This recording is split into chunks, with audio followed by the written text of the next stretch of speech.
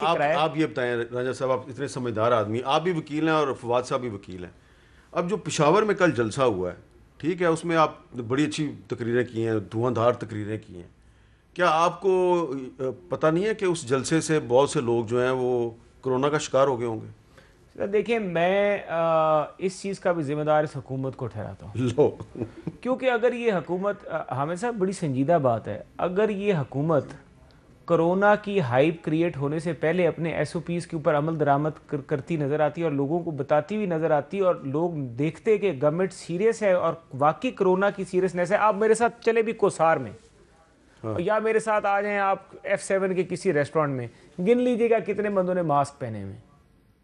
मैं, आप मेरे साथ चलिए F6 F7 की किसी मस्जिद में जमात के टाइम, आप देख लीजिएगा आप कितने अभी भी मास्क पहने कोसार हैं। मार्केट जाके बैठते हैं नहीं, आजकल मैं भी? नहीं जा रहा, मैं तो अगले दिन गया हूँ, कुछ साल एक बाद गया हूँ। अच्छा। लेकिन मैं F7 F6 इधर मस्जिदों में जुम्मे की नमाज के वक्त मैं कई दफ़ा जाता हूँ और बाजमात मैंने नमाज पढ़ता हूँ, मैं नज़र आ जाता है मुझे। और वहाँ पे मैं खुद हैरान होता हूँ कि मास्क, मैं भी कोई इतना ज़्यादा नहीं एसओपी फॉलो करने वाला आदमी, मैं क्यों अपनी मुंह मियाँ मिट्टू बनूँ, लेकिन मस्जिद में जाके मैं समझता हूँ कि दरवाजे बंद हैं और वो इस तरह का माहौल है, पहनना चाहिए मास्क। लेकिन और यही सूरत हाल रेस्टोरेंट्स में, यही सूरत हाल आपको बड़े शॉपिंग मॉल्स में तो नज़र आ रही इसीलिए है। तो फिर ये दोबारा कोरोना की दूसरी लहर बड़ी बड़ी बढ़ देखिए, रही है। अगर ये जलसों के साथ लिंक किए बगैर अपना काम करें और लोगों में एक अवेयरनेस क्रिएट कर ले खुद से और एसओपीज़ इनके इम्प्लीमेंट होते नजर आए, तो लोगों को भी पता लगेगा कि ये सिर्फ सियासी तौर पे जलसों को बंद कराने के लिए और अपने खिलाफ एक सियासी माहौल जो पैदा हो रहा है उसको ख़त्म कराने के लिए ये बात नहीं कर रही, वाकई संजीदा है अच्छा अपने अच्छा काम में। अच्छा। फवाद चौधरी साहब, 25 नवंबर को जो एक पार्लियामेंट की खसूसी कमेटी है कोरोना वायरस के हवाले से, उसका इजलास बुलाया गया और तमाम पार्लिमानी लीडरों को भी उसमें शिरकत की दावत दी गई है। कोई हुकूमत ने कोई ऐसा कोई एजेंडा तैयार किया है कि किस तरीके से अपोजिशन को कन्विंस किया जाए कि आप कुछ दिन के लिए अपनी जो तहरीक है उसको मुलतवी कर दें और हमारे साथ मिलकर कोरोना वायरस का मुकाबला करें? देखिए, सबसे पहले तो मैं आपको ये समझने की जरूरत है कि अभी हमारा स्ट्रक्चर क्या है। एनसीओसी एनसीओसी में जो असद उमर साहब उसके हेड हैं, उसमें एक जो फौज है उसकी नुमाइंदगी है, उसमें पाकिस्तान के जो डिजास्टर मैनेजमेंट के इदारे हैं उनकी नुमाइंदगी है, हेल्थ के इदारे हैं उनकी नुमाइंदगी है और सारे एक्सपर्ट्स वहाँ पे बैठते हैं। उसके बाद उसमें चारों सूबों की नुमाइंदगी है और कश्मीर की नुमाइंदगी है, गिलगित बल्तिस्तान की। उसके बाद जो है वो प्राइम मिनिस्टर साहब के अंडर एक एनसीसी है जिसमें सारे चीफ मिनिस्टर्स खुद बैठते हैं, जिसमें कश्मीर के प्राइम मिनिस्टर बैठते हैं, गिलगित बल्तिस्तान वाले बैठते हैं। ये तमाम पार्टीज जो हैं वो भी इन हुकूमतों में भी शामिल हैं और वो बैठ के वहाँ पे फैसले करते हैं और उसके बाद वो एसओपीज तय करते हैं। पाकिस्तान ने पहले मरहले में जो एसओपीज लगाए वो इसी प्रोसेस के तहत लगाए तो बड़े कामयाब रहे। अब सेकेंड मरहले में भी ये जो ये कह रहे थे अभी मोहसन के पॉलिटिकल पार्टीज नहीं शामिल, तो पीएमएलएन के जो प्राइम मिनिस्टर है कश्मीर के वो उसका हिस्सा होते हैं, वो बैठते हैं। अब पार्लिमानी पार्टी जो है, जो दुनिया भर में रवाज है कि पार्लियामेंट्री पार्टीज की जो स्पीकर उसको जो है वो करते हैं, वो उनको बुलाते हैं। अब ये तो देखे ना, बाकी तो बातें बड़ी बचगाना है ना कि आप ये कह रहे हैं, मैंने जैसे कहा इसमें तो कितनी आपका मीडिया आपके सामने है, डाटा आपके सामने है, तो गवर्नमेंट का तो सिर्फ एक सोर्स नहीं है आपके पास, आप इंडिपेंडेंट अपनी अकल भी तो इस्तेमाल करनी है ना। ये तो नहीं कि अपना हम चले जाए वहां पे और जो बाकियों ने कोई जो है वो खुदकुशी करनी है, गवर्नमेंट कहेगी आज आप जाके दरिया में छलांग लगा दें तो आप एसओपी में दरिया में जाके छलांग लगा देंगे। अच्छा, गवर्नमेंट कह सकती है, गवर्नमेंट ये भी कह सकती है। मैं ये तो देखिए, इतना अभी पाकिस्तान खुशकिस्मत तो नहीं है, ये अभी इतनी जल्दी छलांग लगाने वाले नहीं है, ये पूरी अभी कोशिश करेंगे। लेकिन बहरहाल कोशिश इनकी पूरी है वैसे कि ये समंदर में ही जाके खुशकिस्मत तब होगा जब वो अंदर गिरेगा दरिया में। तो अब इसमें यह है मीर साहब कि असल में प्रॉब्लम यह है कि ये बाकी बातें तो इधर उधर की है ना। सिंपल बात, आपको पता है खतरात का, आपको उसका सलूशन पता है, आपने उसके ऊपर अमल कैसे करना है ये भी आपको पता है। अब अगर आपके नजदीक जो है वो लोगों की जिंदगियों को खतरे में डाल के इक़्तिदार लेना आपकी प्रायोरिटी है, और इक़्तिदार भी खैर आपको पता है आपको नहीं मिलना। आपका सिर्फ एक प्रॉब्लम है कि हमें हमारे 8 केसेस में हमारी जान छूटे। अच्छा, प्रॉब्लम ये कि पाकिस्तान में जो पॉलिटिकल पार्टीज की लीडरशिप है वो, चूंकि पार्टीज में तो डिक्टेटरशिप है, पार्टीज के अंदर तो कोई माहौल ही नहीं है।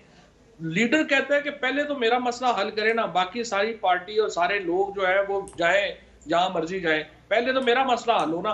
तो इस वक्त ये जो लीडरशिप है इनकी 10-11 लोगों की, ये अपने अपने मुकदमों से जान छुड़ाने के लिए सारे पाकिस्तान को मुसीबत में डाले हुए हैं, और तो कुछ भी नहीं। अच्छा रंजन साहब, जो नेशनल कोऑर्डिनेशन कमेटी है उसमें वज़ीर आज़म आज़ाद कश्मीर भी हैं। पिछले दिनों जो एक इजलास हुआ था एनसीसी का, उसमें वज़ीर आज़म आज़ाद कश्मीर ने ये कहा था कि अगर आपने जलसे जुलूसों पर पाबंदी का फ़ैसला करना है तो ये कोई सियासी तौर पे आप फ़ैसला करें, लेकिन उस इजलास के फ़ौरन बाद उन्होंने आज़ाद कश्मीर में मुकम्मल लॉकडाउन का ऐलान कर दिया। तो ख़ुद तो लगाया हुआ लॉकडाउन पूरे आज़ाद कश्मीर में, लेकिन आप लोग जलसे जुलूसों से बाज नहीं आ रहे। देखिए वो गवर्नमेंट में है और उनकी वो स्टेक होल्डर हैं, गवर्नमेंट में बैठे हुए हैं, और मैं बल्कि अप्रिशिएट करूँगा कि वो अपने आवाम के लिए अगर उन्होंने वो काम किया और अच्छा काम वो कर रहे हैं।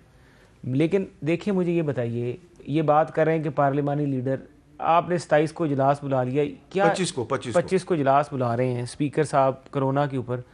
मुझे ये बताएं, जो स्पीकर साहब ने अपोजिशन के साथ पिछले 1 महीने 1.5 महीने में फैक्टिव की लेजिस्लेशन से ले के अब तक रवैया रखा है, और जिस तरीके से आपके वुज़रा ने कमरे में बैठे और कमरे में की हुई बातें बाहर उसको गलत रंग दे के और ड्राफ्ट्स दे के पेश किए, स्पीकर के घर जाते रहे, मुझे तो पता है दाढ़ियों को हाथ लगा के तरले करके घर लेके जाते रहे, और जिस तरीके से घर गए और फिर घर से वो मीटिंग, घर पे जब लोगों ने समझा कि वहाँ पे भी हमसे दाव लगाया जा रहा है, डॉज किया जा रहा है, बात अंदर और हो रही है बाहर और करनी है, तो फिर वहाँ से चीज़ निकल के आ गई नेशनल असम्बली के कमेटी रूम में। नेशनल असम्बली के कमेटी रूम में भी स्पीकर साहब कंसेंसस नहीं। या तो स्पीकर साहब को ये इख्तियार देना, और स्पीकर साहब को कभी असम्बली में खड़ा होकर शहजाद अकबर आंखें ना निकाले, ना कभी मुराद सईद आंखें निकाले, ना कभी अपोजिशन के जो फायरी स्पीचर जो डिबेटर्स हैं वो स्पीकर को दबाए ना, और स्पीकर वाकई एक नॉन पार्टीसन और एक मेरिटोरियस रोल प्ले करे कि वो अपोजिशन का भी स्पीकर बने और हुकूमत का भी, तब तो वो ये काम कर सकता है। अब अनफॉर्चुनेट इतना है कि इनके पास कोई ऐसा बंदा नहीं है हुकूमत के पास जो ये काम कर सके। और दूसरा, ये जो केसेस की बात कर रहे हैं, देखिए अभी इस वक्त इन्होंने जो नया काम शुरू किया, इन्होंने मुस्लिम लीग नून के हर MNA के ख़िलाफ़ ज़ाती तौर पे एंटी करप्शन को हदायत दे के, उस MNA के ख़िलाफ़ नहीं, उसके जितने भी दोस्त हैं, उसके जितने भी अहबाब हैं, उन सब के ख़िलाफ़ इन्होंने एक पूरी की पूरी केस स्टडी की है, कैथारसिस करके उसके पूरे ख़ानदान को, उसके बच्चों को, उसके दोस्त अहबाब को। मैं आपको अपनी सोर्स रिपोर्ट देता हूँ कि जब मैं नाबालग था उस वक़्त का केस मुझ पे बनाने की कोशिश की जा रही है। जब आप नाबालग थे तो उस वक्त आप पे क्या केस बन सकता है? नहीं वही ना, वो उस वक़्त का केस मुझ पे ये बना रहे हैं कि मैंने उस वक़्त कोई ज़मीन हथियाई है किसी से। अच्छा, आप बचपन से ये काम करते हैं? मुझे बचपन से ये काम करवा रहे हैं। 84-83 का एक केस बना रहे हैं। अब मैं ये सोच रहा, मैं तो चलो लॉयर हूँ ना, मैंने तो लास्ट टाइम भी नैब को भी डट के मैंने मुकाबला की, मैं नैब में पेश ही नहीं हुआ और ना मैंने एंटी करप्शन में पेश। अच्छा, लेकिन अब मैं अदालतों में जाऊंगा, मुझे पता है मेरे राइट्स क्या। आपने आने वाले दिनों में जलसे करने हैं, बाज नहीं आना आपने। मैं बाज इसलिए नहीं आना कि देखिए, या तो इनकी एंटी करप्शन बाज आ जाए। अगर एंटी करप्शन के केसों को छोड़ देना, अगर ये आप जलसे करने से बाज नहीं आते और ये आप पर ये सेक्शन लगा देते हैं जी कि आपने कोरोना SOPs को वायलेट किया और हुकूमत की पाबंदी के बावजूद आपने जलसा किया, लिहाजा आप पे मुकदमा दर्ज करके गिरफ्तार कर लेते हैं, तो लोग कहेंगे ये तो सही पड़े। सर देखिए, हम कोरोना में नहीं जाएंगे, हाँ, असी फिर वो काम करके जाएंगे। अच्छा, जब हमें दीवार से लगाएंगे ना, तो फिर हम कहेंगे ये शहजाद अकबर भी हमारे साथ ही जाएगा। तो आपके कहने पे तो नहीं ना जाएगा। अच्छा, मुझे हम ले जाएंगे। फवाद चौधरी साहब ये बताएं कि ये अगर अपोजिशन बाज नहीं आती और आने वाले दिनों में भी ये जलसे करती रहती है, तो क्या वाकई आप कोई इनके साथ सख्ती करेंगे? फिर सख्ती क्या हो सकती है? अगर कोई लोग जो है, आप खुदकुशी से कितना लोगों को बचा सकते हैं? अगर आप फैसला ही कर लें कि हमें किसी की कोई जानों की कोई परवाह नहीं है, लोगों की ज़िंदगियों से खेलने में आपको कोई मज़ायका ना लगे, तो हमने तो यहाँ पे देखिए, यहाँ पे जो धरने हुए हैं पहले भी, अब तक हुकूमत ने हम कोई जो है वो PMLN की हुकूमत तो है नहीं कि जाके दिन दिहाड़े 16 लोगों को मॉडल टाउन में शहीद कर दिया और उसके बाद हाथ मल के खड़े हो गए।